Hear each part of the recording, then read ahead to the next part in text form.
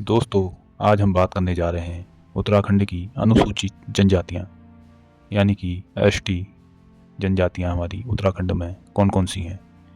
उत्तराखंड में मुख्य रूप से 5 एसटी जनजातियाँ हैं जो कुछ इस प्रकार हैं: थारू, भोटिया, जौनसारी, बुक्सा और राजी, जिन्हें साल 1967 में भारत सरकार द्वारा अनुसूचित जनजातियाँ घोषित किया गया था। इन 5 जनजातियों के अलावा राज्य में राठी आदि कुछ अन्य जनजातियां भी निवास करती हैं, लेकिन उनकी आबादी बहुत कम है। दोस्तों, इन 5 जनजातियों में सर्वाधिक जनसंख्या वाली जनजाति हमारे उत्तराखंड में थारू जनजाति है। और आप जो डिस्प्ले पर महिला की फोटो देख रहे हैं, यह एक थारू महिला है। आज हम इसी थारू जनजाति को सविस्तार समझने की कोशिश करेंगे। आशा करता हूँ कि आपको भी यह वीडियो जरूर पसंद आए। तो साथियों, यह थारू जनजाति मुख्य रूप से हमारे उत्तराखंड के उधमसिंह नगर जिले में मुख्य रूप से खटीमा, किच्छा, नानकमत्ता और सितारगंज के 141 गांव में निवास करने वाला थारू समुदाय जनसंख्या की दृष्टि से उत्तराखंड व कुमाऊं क्षेत्र का सबसे बड़ा जनजाति समूह है। उत्तराखंड के अलावा उत्तर प्रदेश में भी यह जनजाति निवास करती है तथा बिहार, दरभंगा आदि जिलों में और साथ ही साथ नेपाल में भी यह जनजाति निवास करती है। बात करें इस जनजाति की उत्पत्ति की तो सामान्यतः थारुओं को किरात वंश का माना जाता है, जो कई जातियां एवं उपजातियों में विभाजित हैं। थारू शब्द की उत्पत्ति को लेकर विद्वानों में मतभेद अक्सर हुआ करते थे। कुछ विद्वान राजस्थान के थार मरुस्थल से आकर बसने व अपने को राणा प्रताप का वंशज कहने के कारण इनका नाम थारू पड़ने का समर्थन करते हैं। दोस्तों, इनके शारीरिक गठन की बात करें तो ये लोग कद में छोटे होते हैं, पीत वर्ण, चौड़ी मुखाकृति होती है इनकी तथा समतल नासिका वाले होते हैं, जो कि लगभग मंगोल प्रजाति के अत्यधिक निकट हैं, यानी कि मंगोल प्रजाति से मिलते जुलते हैं। इनके पुरुषों की तुलना में स्त्रियां अधिक आकर्षक और सुंदर होती हैं। दोस्तों, इस जनजाति की वेशभूषा हिंदुत्व के प्रतीक के रूप में ही है। यह लोग अपने शरीर पर टैटू गुदवाते हैं, यानी कि शरीर पर गुदना गुदवाती हैं और पीतल, चांदी और कांसे के आभूषण भी पहनते हैं। दोस्तों, यह लोग अपने मकान आवास बनाने के लिए लकड़ी, पत्तों और नरकुल का प्रयोग करते हैं और दीवारों पर चित्रकारी भी करते हैं। प्रत्येक घर में पशुबाड़ा व घर के सामने प्राय छोटा सा पूजा स्थल भी होता है। दोस्तों, इनकी भोजन की बात करें तो इनका मुख्य भोजन चावल और मछली है। यह प्रायः चावल मछली ही खाते हैं।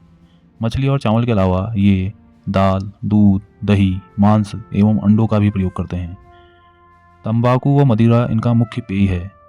मदिरा वे चावल द्वारा स्वयं निर्मित करके बनाते हैं, जिसे इनकी भाषा में जाड़ कहा जाता है।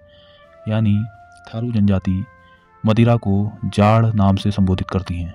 दोस्तों, इस थारू समुदाय में कुछ विशेष प्रकार की प्रथाएं प्रचलित हैं। आइए इन्हें भी सविस्तार जानें। दोस्तों, इस जनजाति में पहले बदला विवाह प्रथा होती थी। यानी इसे समझते हैं बदला विवाह प्रथा, यानी इसमें बहनों का आदान प्रदान किया जाता था। जब दोनों पक्षों का विवाह तय हो जाता था तो उसे इनकी भाषा में पक्की पौड़ी कहा जाता था, यानी पक्की पौड़ी। इस समुदाय में सगाई की रस्म को अपना पराया कहा जाता है, यानी कि सगाई रस्म को यह अपना पराया नाम से संबोधित करते हैं। और शादी की तिथि निश्चित होने पर इस रस्म को यह बात कट्टी के नाम से संबोधित करते हैं, यानी कि विवाह की तिथि निश्चित हो जाने पर उसे बात कट्टी कहा जाता है इनकी भाषा में। विवाह हो जाने के बाद लड़की एक दिन के लिए लड़के के घर आती है, फिर अपने भाई या पिता के साथ लौट जाती है। उसके उपरांत 2 या 3 महीने बाद चैत्र या बैसाख माह में लड़की स्थायी रूप से अपने पति के घर जाती है। इस रस्म को इनकी भाषा में चाला कहते हैं, यानी कि इस रस्म को चाला नाम से संबोधित किया जाता है। थारुओं में विधवा विवाह की प्रथा भी है। यदि कोई विवाहित लड़की जिसका गौना यानी कि चाला न आया हो अथवा उसका पति मर जाए तो लड़की या पिता उसे किसी घर में भेजकर बिरादरी में एक भोज देते हैं। इस प्रकार के विवाह के भोज को इनकी भाषा में लठ भरवा भोज कहा जाता है। थारू जनजाति में मुख्यतः एक पत्नी विवाह ही प्रचलित है, लेकिन आवश्यकता अनुसार बहुपत्नी विवाह भी हो सकते हैं। ज्ञात है कि महिलाओं को पुरुषों की अपेक्षा उच्च स्थान प्राप्त है इस जनजाति में। बात करें इनके त्योहारों की तो इनके मुख्य त्यौहार दशहरा, होली, दीपावली, माघ की खिचड़ी, कन्हैया अष्टमी और बजहर इनके प्रमुख त्यौहार हैं। बझर नामक त्योहार ज्येष्ठ या बैसाख में मनाया जाता है। होली फाल्गुन पूर्णिमा से 8 दिन तक मनाई जाती है, जिसमें स्त्री और पुरुष दोनों मिलकर खिचड़ी नृत्य करते हैं। यानी थारू जनजाति होली में खिचड़ी नृत्य प्रसिद्ध है इनका। तथा थारू जनजाति दीपावली पर्व को शोक पर्व के रूप में मनाती है। यानी यह दीपावली त्यौहार को शोक पर्व के रूप में मनाती है और इस दिन वे अपने मरे हुए पूर्वज परिजनों को याद करते हैं।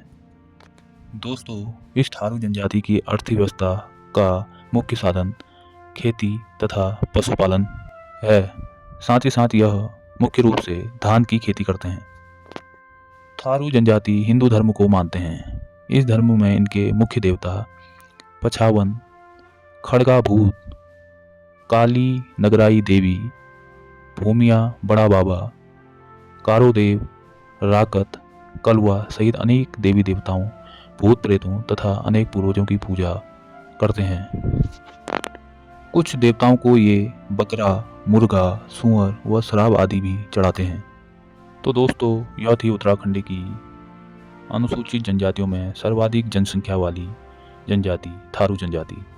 आपको यह जानकारी कैसी लगी कमेंट में अपनी राय जरूर दें। साथ ही साथ चैनल को लाइक, शेयर और सब्सक्राइब करना ना भूलें। फिर मिलते हैं किसी रोचक तथ्य के साथ। तब तक के लिए धन्यवाद।